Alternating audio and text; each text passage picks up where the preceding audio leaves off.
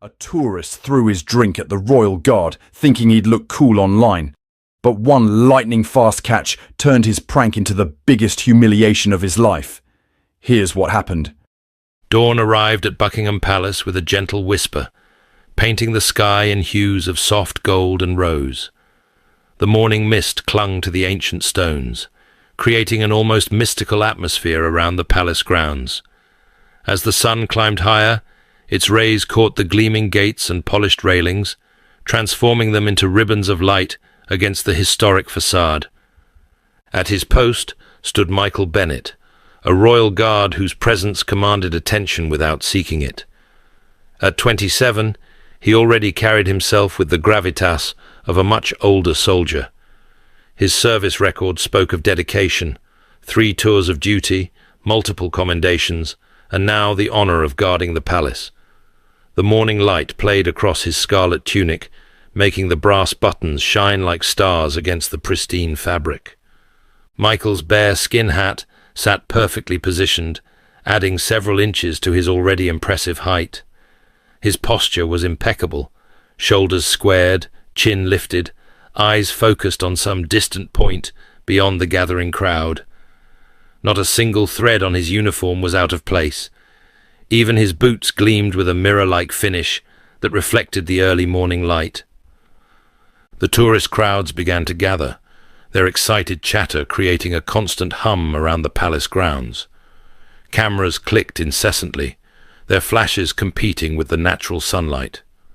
Children pointed and whispered, some trying to catch Michael's eye, others hiding shyly behind their parents' legs. A tour guide's voice rose above the general murmur, explaining the significance of the guards and their centuries-old traditions. "The guards aren't just for show," the guide was saying, her voice carrying clearly across the square. "They're elite soldiers, trained to protect and serve." A few tourists nodded appreciatively, while others continued snapping photos, treating Michael more like a tourist attraction than a serving member of the military. The morning air grew warmer as more visitors filled the square. Some maintained a respectful distance, content to observe and appreciate. Others edged closer to the barriers, seeking the perfect angle for their photographs. Michael remained motionless, his discipline evident in every line of his stance. His eyes, though fixed ahead, missed nothing, a skill honed through years of military service. Through it all, Michael stood as still as the palace itself, an embodiment of the unwavering dedication that had protected the crown for centuries. His presence spoke of something greater than just a man in uniform. He was a living symbol of tradition, honor, and duty. Little did he know that this ordinary morning was about to test those values in ways he couldn't imagine. Through the sea of tourists, a young man in his mid-20s pushed his way forward. His presence seemed designed to attract attention. Designer sunglasses perched on his styled hair, a fitted shirt with social media king emblazoned across the chest, and a large iced coffee clutched in one hand. His name was Ryan Parker, and his TikTok account boasted 500,000 followers who lived for his savage pranks. Guys, check this out!" Ryan's voice cut through the respectful murmur of the crowd as he positioned himself for a selfie video. "We're about to make this guard famous." He flashed a peace sign at his phone, his other hand adjusting the expensive camera hanging around his neck. Behind him, 3 friends snickered, their own phones already recording. "Bet you can't make him laugh," one of his friends called out, loud enough for the surrounding tourists to hear. £100 says he doesn't even blink." Ryan's face lit up with the challenge. He handed his coffee to one of his friends and strutted closer to Michael, deliberately crossing into the guard's line of sight. "Hey, my man," he called out, waving his hand dramatically. "Your hat's bigger than my future." A few nervous laughs rippled through the crowd, but most people shifted uncomfortably.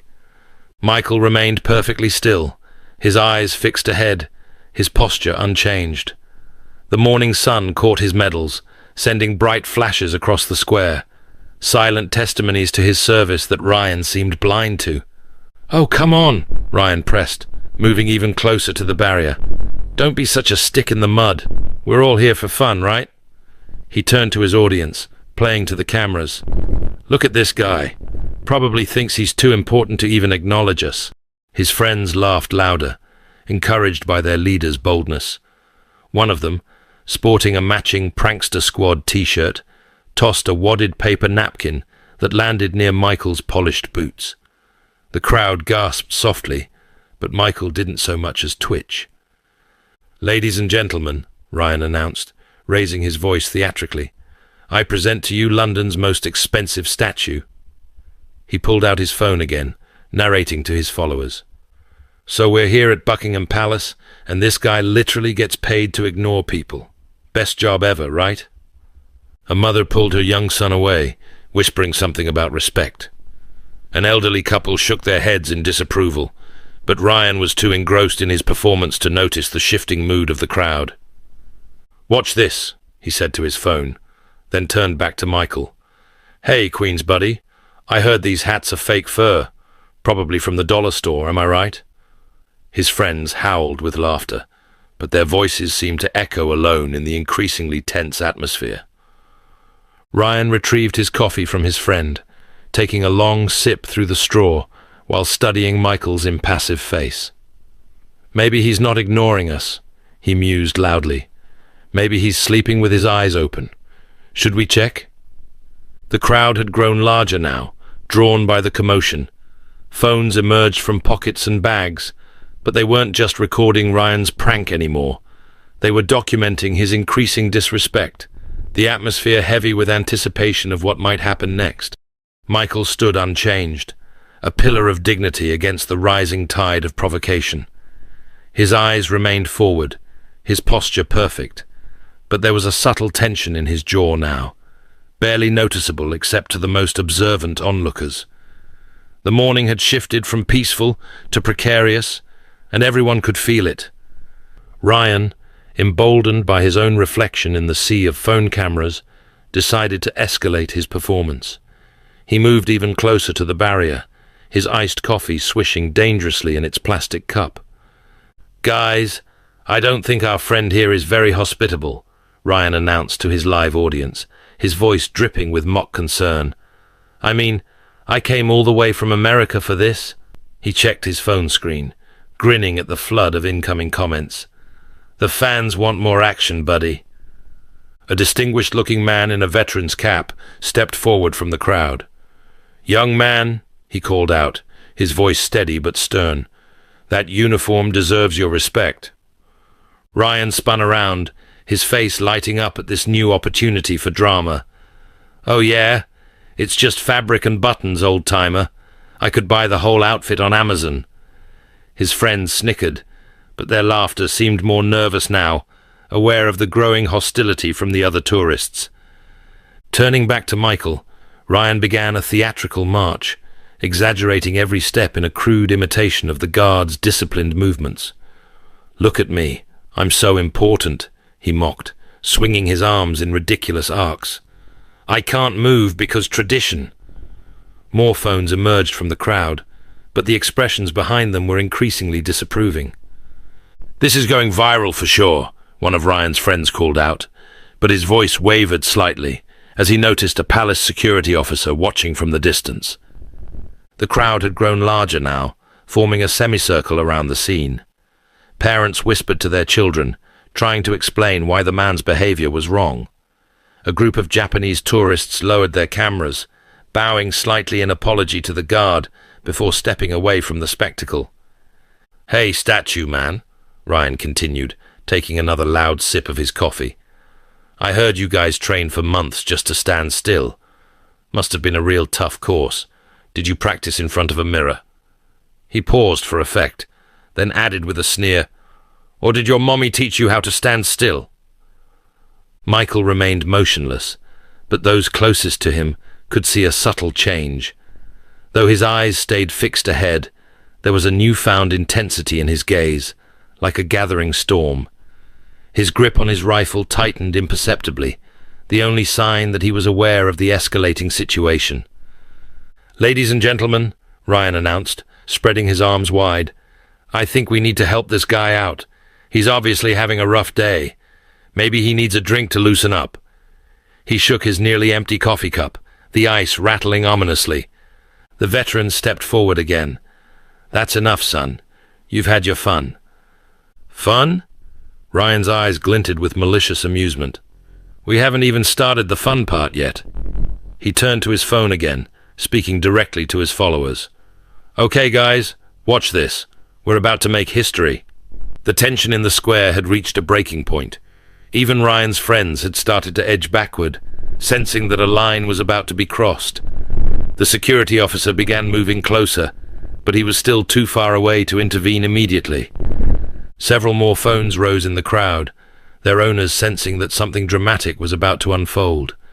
The morning air seemed to crackle with anticipation, like the moment before a thunderstorm breaks. Michael stood unwavering, his dedication to duty visible in every line of his posture. But there was something else now, a barely perceptible readiness, like a coiled spring waiting to be released. The next few moments would test not just his training, but the very essence of what it meant to wear the uniform. "Time for the grand finale," Ryan announced, his voice cutting through the tense atmosphere. He raised his coffee cup high, making sure his phone captured every moment. The ice rattled against the plastic as he swirled it dramatically, droplets of condensation catching the sunlight. The crowd seemed to inhale collectively, sensing the impending disaster. A child's voice piped up, "Mummy, he's not going to," but was quickly hushed. The veteran took a step forward, his face darkening with concern, but he was too far away to intervene. "Let's see if our statue friend here is thirsty." Ryan's voice had taken on a theatrical quality, playing to his live audience. "Because this is about to become the most expensive coffee in London." Time seemed to slow down as Ryan pulled his arm back. The security officer had started running, but he was still 20 yards away. Michael remained perfectly still, though a subtle tension had crept into his jaw, the only sign that he was acutely aware of what was about to happen. "3!" Ryan shouted, grinning at his phone. "2!" His friends had their cameras up, though their laughter had turned nervous. "1!" The cup left Ryan's hand in an arcing throw, brown liquid and ice crystals catching the sunlight as they sailed through the air. The crowd gasped, phones recording from every angle as the coffee spread in a dark spray, heading directly for Michael's face and pristine uniform. That's when everything changed. With a movement so swift it seemed almost impossible, Michael's right hand shot up from his rifle. In one fluid motion, born from years of military training, he caught the cup in mid-air, not a single drop touching his uniform. The crowd froze, stunned by the display of reflexes that seemed to defy human limitations. For the first time that morning, Michael's eyes locked directly onto Ryan's. The tourist's smug grin vanished instantly, replaced by a look of pure shock. The silence in the square was absolute, broken only by the sound of ice settling in the captured cup. "Oh my God," someone whispered, their words carrying clearly in the stillness. Michael's voice, when it came, was like thunder rolling across the square. "That will be quite enough." Each word was precisely measured, carrying the weight of centuries of tradition. He didn't shout. He didn't need to. His tone carried an authority that made Ryan physically step backward. The crowd erupted in gasps and exclamations. Phones captured every second as Michael, maintaining perfect posture, slowly lowered the cup to his side. His eyes never left Ryan's face, and in that gaze was something that made the tourist's bravado crumble completely. I was just..." Ryan stammered, his phone dropping to his side, live stream forgotten. His friends had already begun backing away, trying to disappear into the crowd. The security officer finally reached them, but he paused, recognizing that Michael had the situation completely under control. The guard's presence had transformed. While still maintaining his ceremonial stance, he now radiated an authority that commanded the entire square. Ryan's face had turned from shocked white to burning red as he realized that his viral moment had indeed arrived, just not in the way he'd planned. The crowd's phones were still recording, but now they were capturing his humiliation rather than his imagined triumph. Michael's next movements were a masterclass in military precision. Still holding the captured coffee cup, he took one measured step forward, his boot striking the cobblestones with a sound that seemed to echo across the suddenly silent square.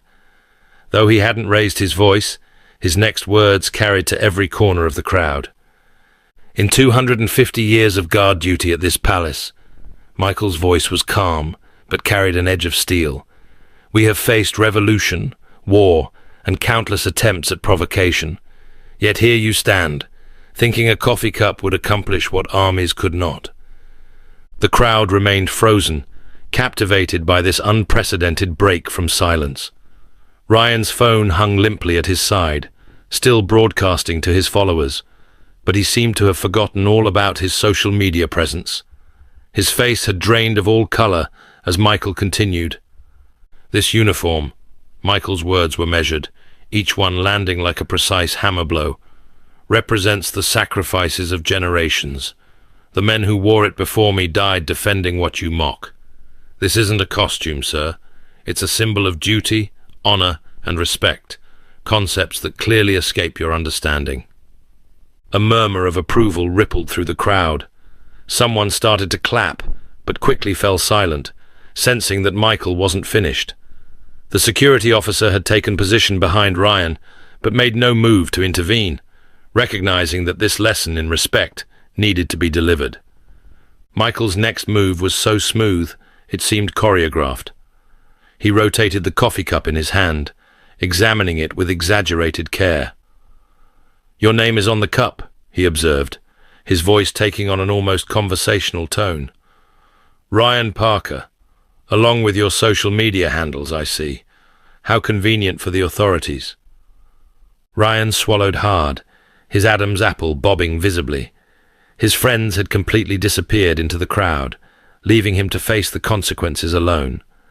The veteran who had tried to intervene earlier now stood with a satisfied smile, nodding in approval at Michael's handling of the situation.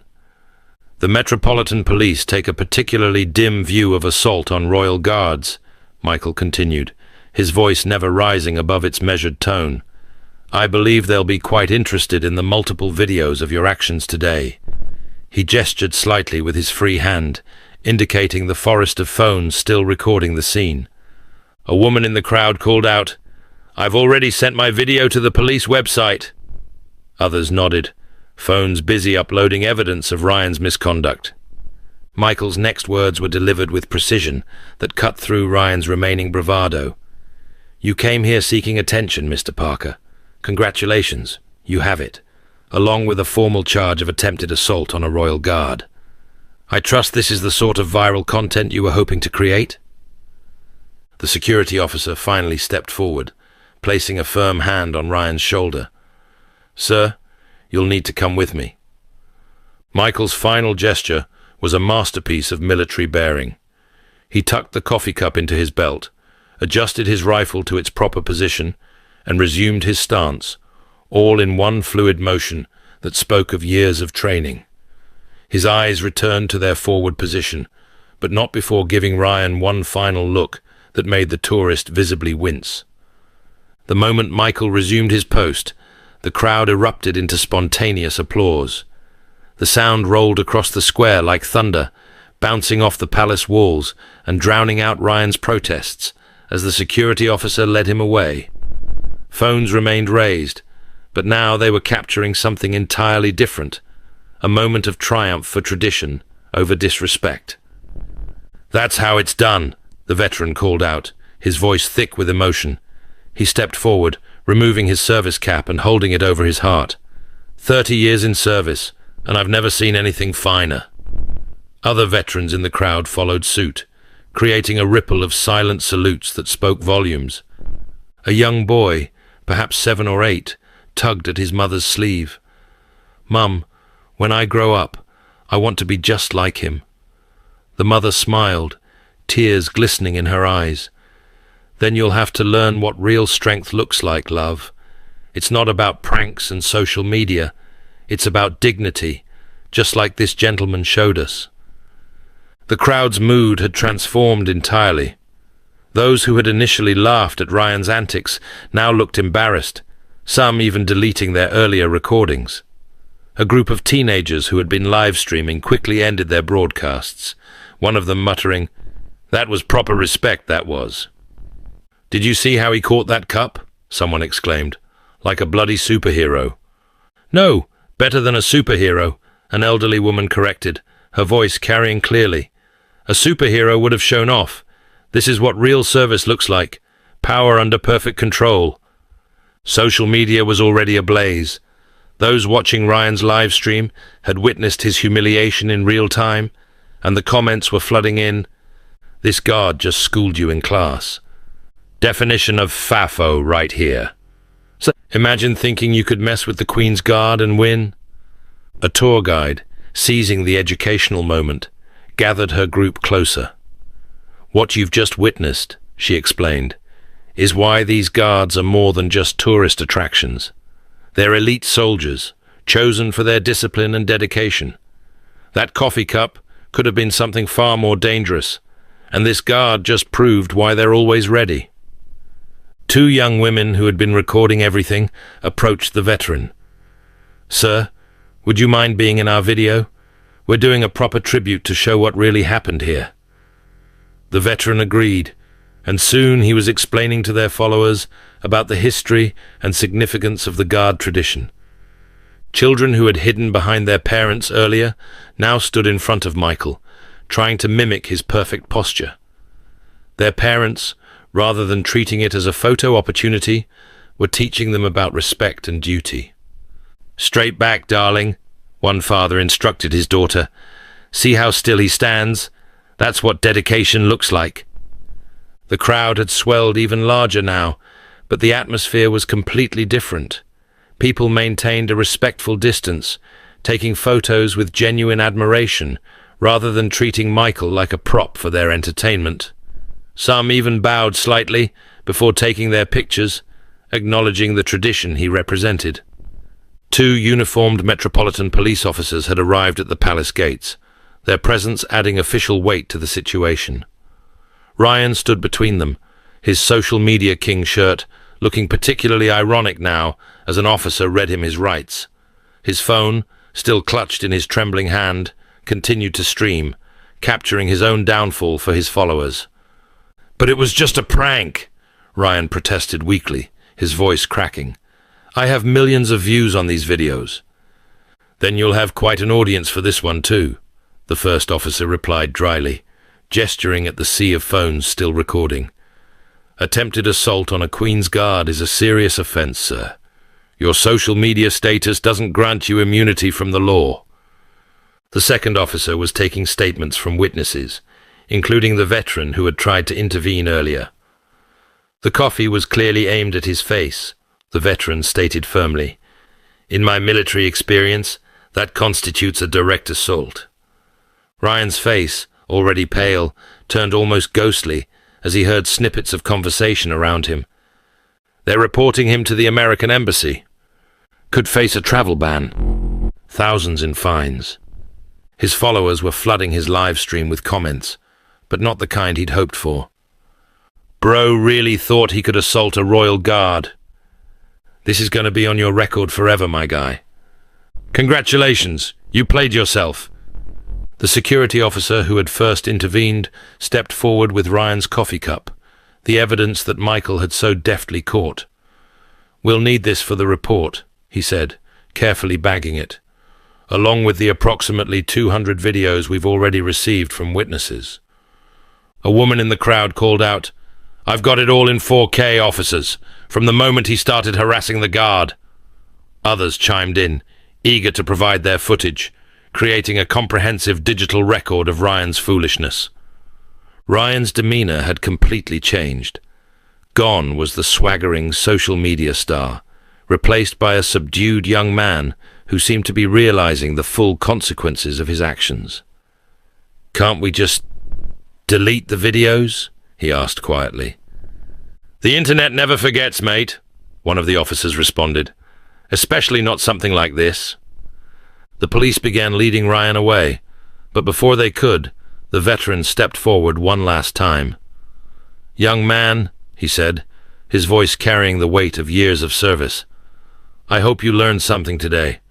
That uniform you mocked, men died wearing it. That tradition you laughed at, it survived centuries.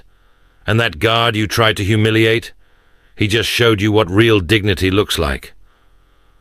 As Ryan was escorted to the waiting police car, the crowd parted like a sea, some people shaking their heads, others capturing these final moments of his walk of shame.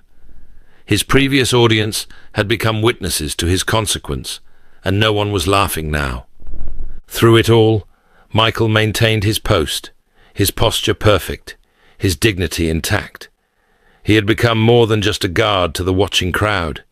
He was a symbol of everything Ryan had failed to understand: honor, tradition, and unwavering duty. By sunset, the video had gone viral, spreading across major news networks with headlines like "Queen's Guard shows perfect restraint against social media prankster" and "Dignity defeats disrespect. Royal Guard's response goes viral." The coffee-catching moment, edited into countless slow-motion clips, captivated millions. Military veterans and analysts appeared on news segments, breaking down the technique and discipline displayed in those crucial seconds. "What we witnessed," explained a former Royal Guard commander on BBC News, "was years of training crystallized into a single moment.